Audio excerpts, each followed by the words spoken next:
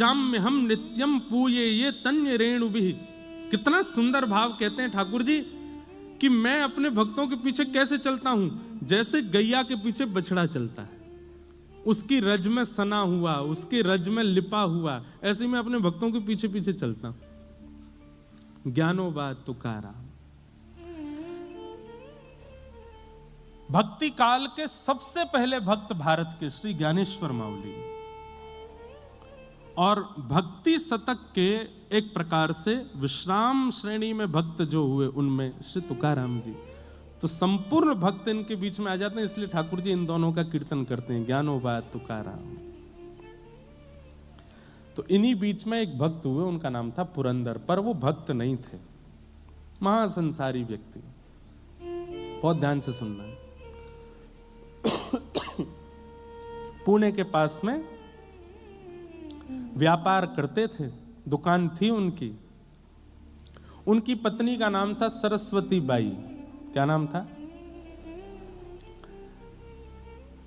कंजूस एक नंबर के थे। मैं कभी कभी कथा में एक बात कहता हूं कि व्यक्ति यदि संसारी है और घोर संसारी है तो भी कभी कभी ठाकुर जी की कृपा उस पर हो जाती है।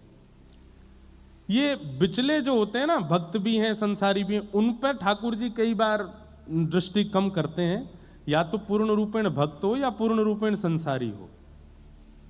संसार प्रिय लगता है तो पूरे पूरे संसार के हो जाओ, ठाकुर जी प्रिय लगते हैं तो पूरे पूरे ठाकुर जी के हो जाओ।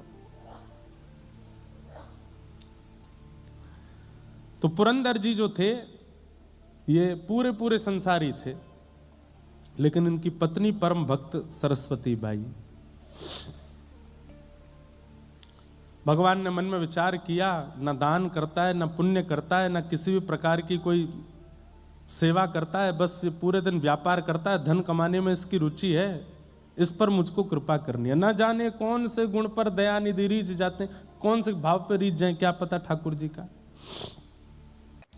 अच्छा, एक बात और मैं स्पष्ट कर दूं, महासंसारी तो है, महासंसारी है, लेकिन वैष्णव अपराध से बचा हुआ है तो ठाकुर जी कृपा होगी।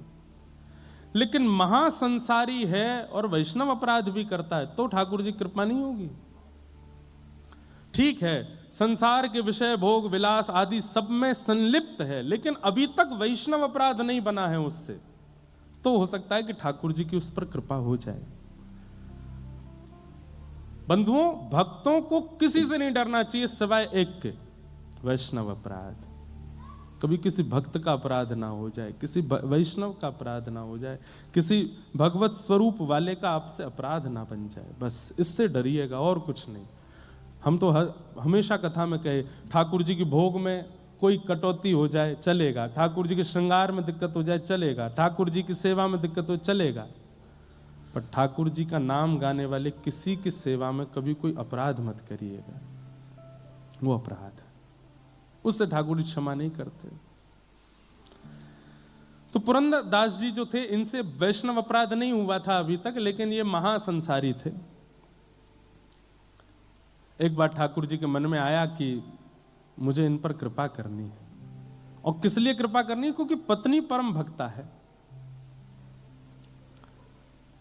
तो ठाकुर जी एक दीनहीन से ब्राह्मण बनके, यही पंडरीनाथ भगवान दीनहीन से ब्राह्मण बनके पहुंच गए, और पहुंच करके पुरंदर दास जी की दुकान पर जाके खड़े हो गए। पुरंदर दास जी बोले, कहो क्या चाहिए? सेठ जी, कुछ नहीं चाहिए, मैं तो एक गरीब ब्राह्मण हूं, मेरी बेटी विवाह के योग्य हो गई है, उसका विवाह करना है, पर जो वर पक्ष के लोग हैं उन्होंने कुछ मांगे रखी हैं, वैसा विवाह नहीं होगा तो विवाह टूट जाएगा, आप कृपा करके मेरी थोड़ी सहायता कर दो, मैं धीरे धीरे आपका कर्जा चुका दूंगा। पुरंदरदास जी बोले, तुमको पूरी नगरी में मैं ही मिलाऊं मांगने के लिए, कहीं और चले जाओ, किसी और से मांग लो। नहीं नहीं नहीं, आपके रूप से ऐसा लगता है आप बड़े दयावान हो, आप जल्दी कृपा कर दोगे, आप ही दे दो, कुछ दे दो मुझे। पुरंदरदास जी अपनी कुर्ता दिखा, देखो मेरा कुर्ता यहाँ से फट रहा है, मेरी धोती फट रही है, मेरी बैठने वाली जो गलीचा है वो भी फटा हुआ है, मेरे खुद की हालत ऐसी खराब है, मैं तुम्हारी सेवा कैसे करूं? नहीं नहीं महाराज, आप चाहेंगे तो सब हो जाएगा, मेरी थोड़ी कृपा कर दो, मुझे थोड़ा सा धन दे दो। पुरंदरदास जी बार बार अपने सेवकों को कहें इसको भगाओ यहां से, इसको भेजो यहां से, ये मांग रहा है, मैं मुझ में देना नहीं चाहता इसको। सब लोग इधर देखिएगा, ध्यान से सुनिएगा।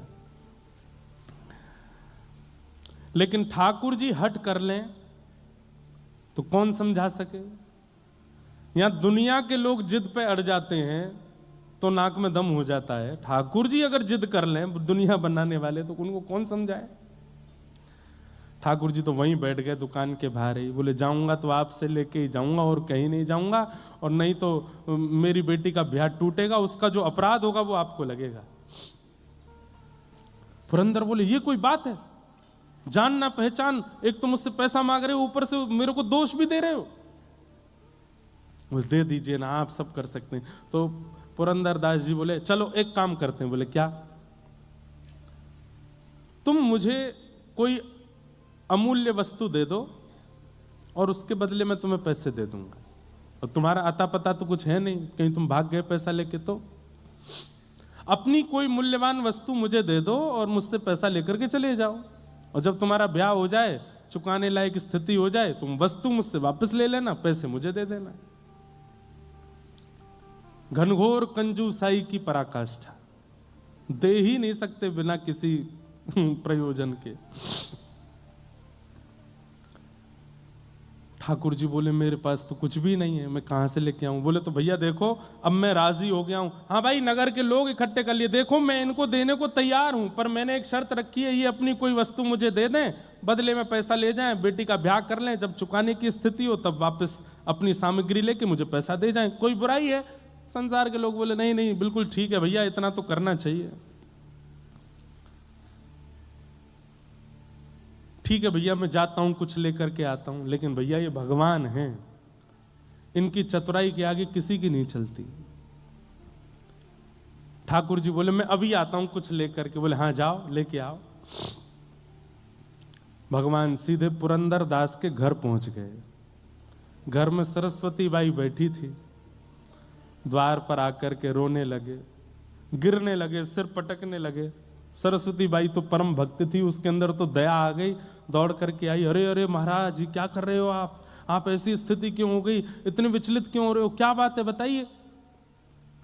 पूरी बात बताइए। मेरी बेटी का ब्याह है, मैं पैसे लेने आपके पति के पास गया हूं, उन्होंने देने से बिल्कुल मना कर दिया।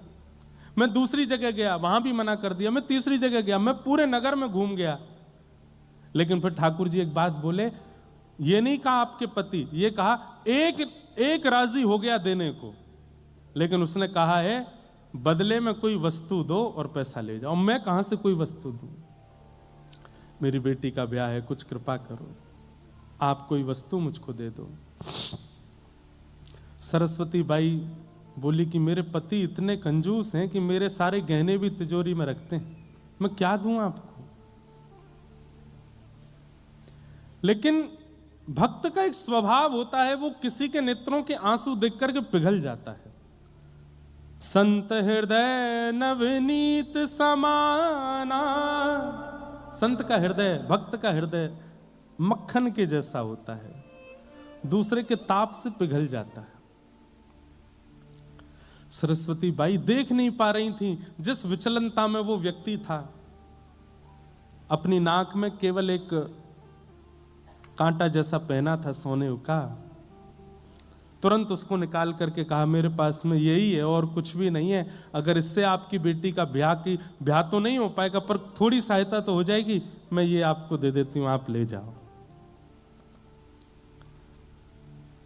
भगवान बड़े प्रसन्न हो गए, जय हो जय हो, ठीक है, ऐसी थोड़े थोड़े बूंद से ही सागर भर जाएगा, गागर भर जाएगा, आपने थोड़ा दे दिया कोई और दे देगा, लाइए दे दीजिए।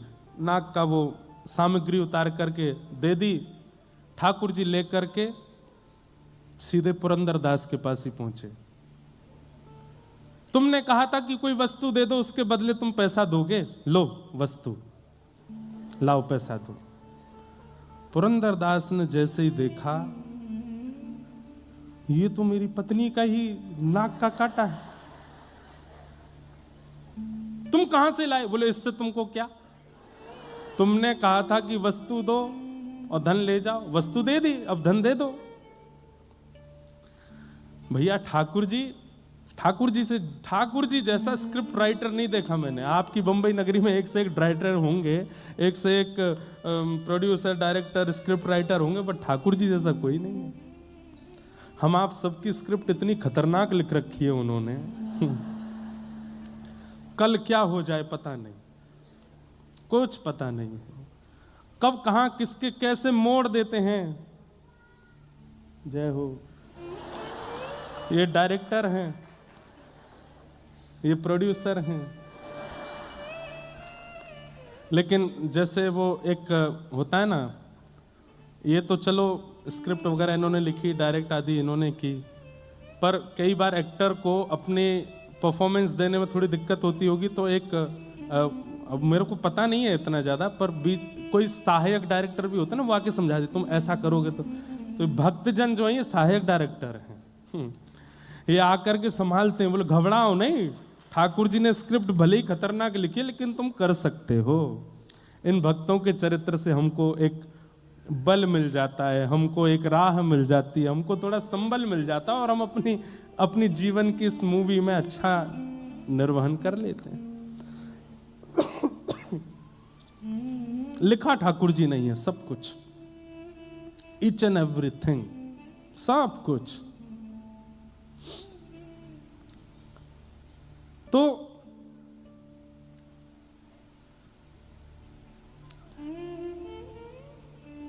ठाकुर जी पहुंच गए, वो नाक की बाली दे दी, नाक का कांटा दे दिया, बोले लो वस्तु लो, पैसा दो।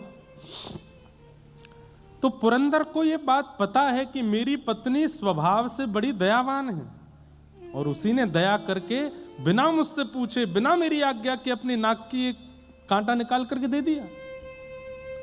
इसको तो मैं पैसा दे देता हूं, लेकिन आज अपनी पत्नी को नहीं छोड़ूंगा। भगवान को जितना जरूरत थी उतना पुरंदर दास ने दे दिया, और उस नाक के कांटे को अपनी तिजोरी में रख के ताला लगा करके, और दुकान में जो काम करते थे सबसे कहा आप सबकी छुट्टी है, जाओ। सेठ जी अभी तो समय हुआ नहीं, नहीं आज जाओ। और ताम्रवर्ण हो रहा था मुक्का, आज अपनी पत्नी को नहीं छोड़ूंगा। दुकान बंद की, तो दुकान में एक कार्य करता था, वो इनकी पत्नी को बहुत मानता था, उसकी भी वो सहायता करती थी। वो दौड़ करके पहले ही पहुंच गया, बोले मां आप अपनी रक्षा कर लीजिए। क्यों, आपकी नाक का कांटा कहां है? बोले वो एक दीनहीन सा ब्राह्मण आया था, उसकी बेटी के ब्याह के लिए कुछ मांग रहा था, मुझ में कुछ था नहीं, मैंने दे दिया। बोले उसने जाके आपकी नाक का कांटा ही पुरंदर दास जी को देके पैसा ले लिया। अब वो आपके ऊपर आ रहे हैं, बड़े रोष में हैं और कुछ करने की स्थिति में हैं। मां आप अपनी रक्षा करना। सरस्वती बाई घबरा गई। घर में चित्र लगा था श्री पंडरीनाथ भगवान का, चरणों में प्रणाम किया। मैंने कुछ अपराध नहीं किया, केवल वैष्णव भक्त की सेवा की, और उसके फल में अगर पतिदेव मारने के लिए आ रहे हैं तो मैं अपने पति को रोष युक्त नहीं देख सकती। मैं पतिव्रता नारी हूं, मैं अपने पति को सदा प्रसन्न मुद्रा में देखना चाहती हूं, मैं अपने पति को सदा आनंद मुद्रा में देखना चाहती हूं। वो उठा करके मुझ पर कुछ प्रहार करें, ये उनका राक्षस स्वरूप मैं देख नहीं पाऊंगी, मुझसे देखा नहीं जाएगा। लेकिन वो मानेंगे नहीं, वो आकर के मुझ पर प्रहार करेंगे, मैं उनको उस रूप में नहीं देखना चाहती। इसलिए पंडरीनाथ, आत्महत्या करना वैसे तो महापाप की श्रेणी में आता है, पाप नहीं महापाप। 2000 वर्ष के लिए नरक योनि और कितने हजार वर्षों के लिए प्रेत योनि प्राप्त होती है उसको, जो इस प्रकार से आत्महत्या करे। आत्महत्या करना वैसे तो महापाप है, पर मैं अपने पति को इतने रोष में नहीं देख सकती, इसलिए मैं आत्महत्या कर रही हूं। और विष लेकर के अपने मुख की ओर जैसे ही लेने लगी, नेत्रों से आंसू, सामने पंडरीनाथ भगवान का चित्र है, और बार बार कह रही है पंडरीनाथ मुझे क्षमा कर देना, मुझसे अपराध, मैंने अपराध नहीं किया, लेकिन मैं अपने पति को ऐसे नहीं देख सकती। जैसे ही विषपान करने लगी, इतनी खन्न से आवाज हुई, ऊपर से ठाकुर जी के चित्रपट के पास से ही वो नाक का कांटा आकर के कटोरी में गिरा, और जैसे ही वो कांटा कटोरी में आकर के गिरा, इतने में ही पति का आना हुआ।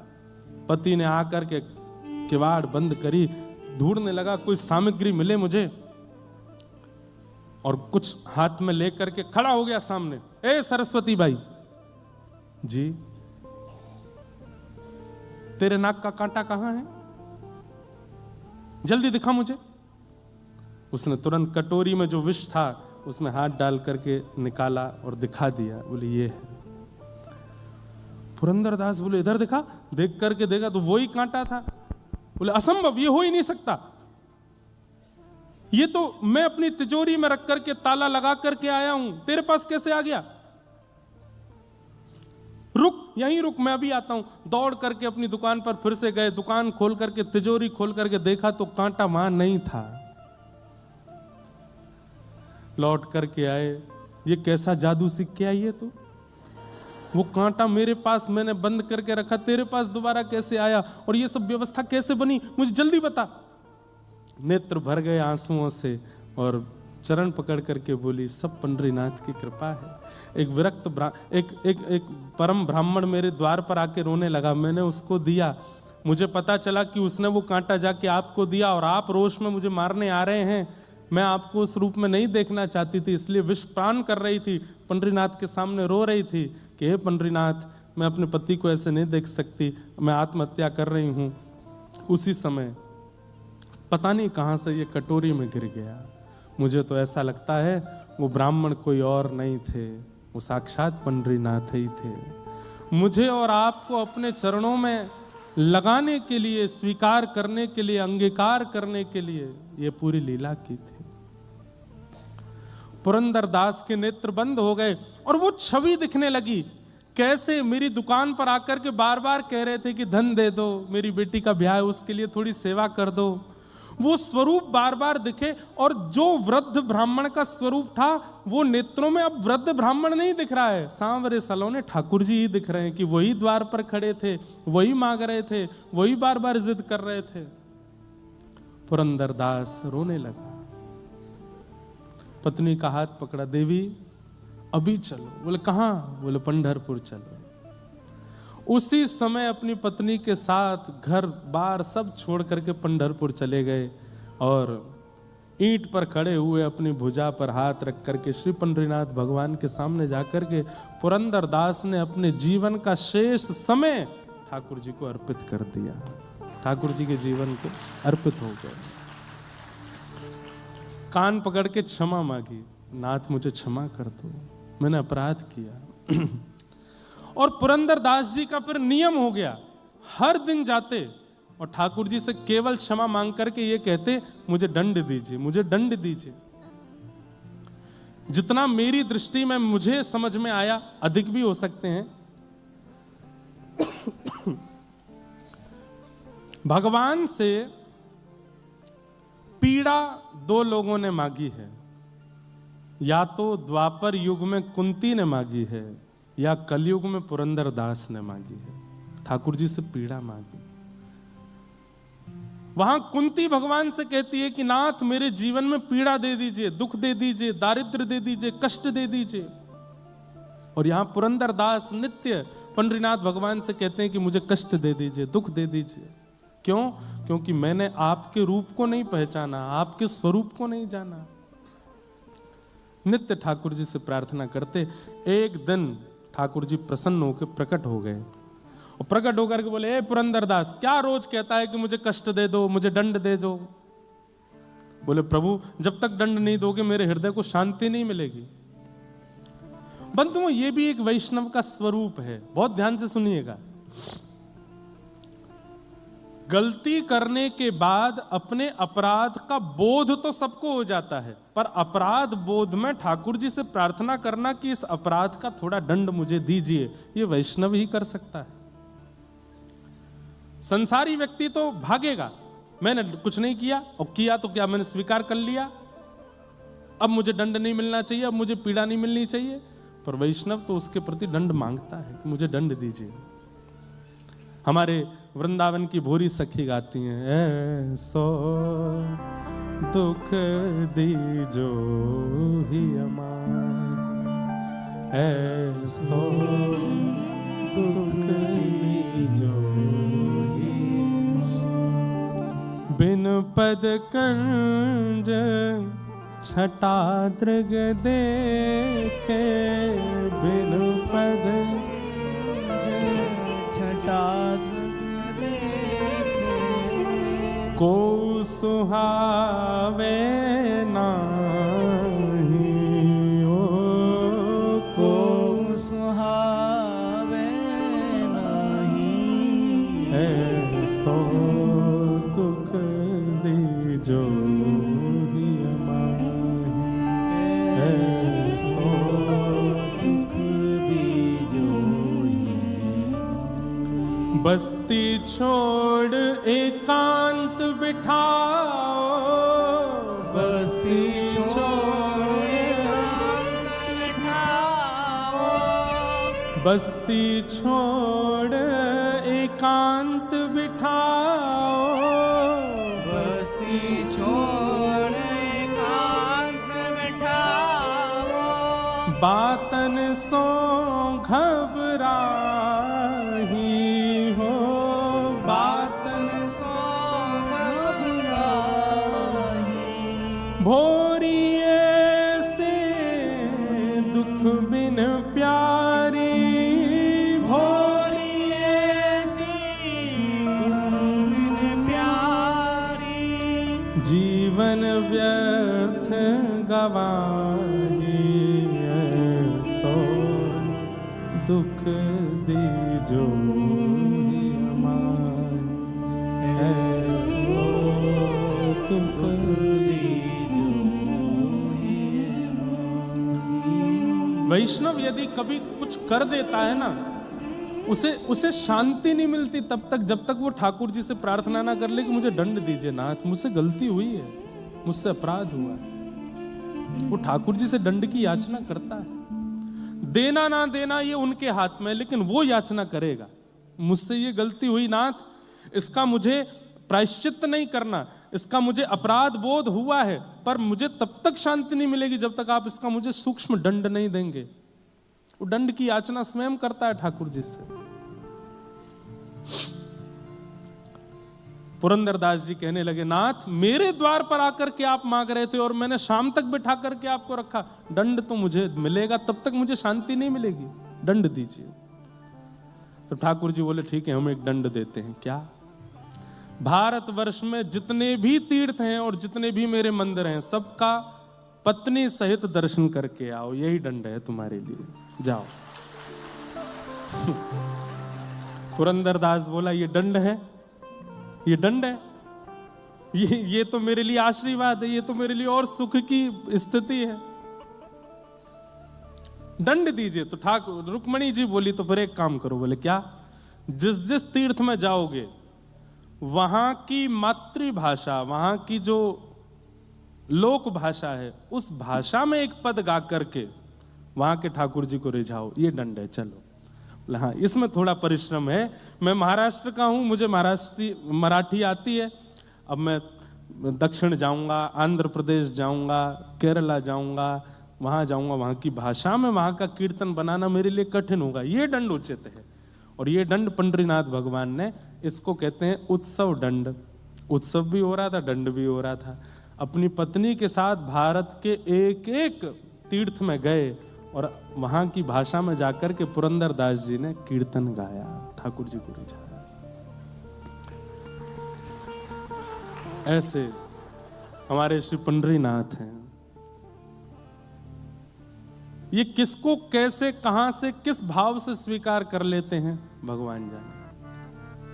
और इनका दंड भी ऐसा होता है जैसे किसी को रुई के डंडा से मारा हो। कितने डंडे पड़े? 100 डंडे पड़े, पर डंडा रुई का था। ऐसे तो ये दंड देते हैं। इसलिए भैया इनके सन्मुख हो जाओ, संसार से ज्यादा मतलब रखो नहीं।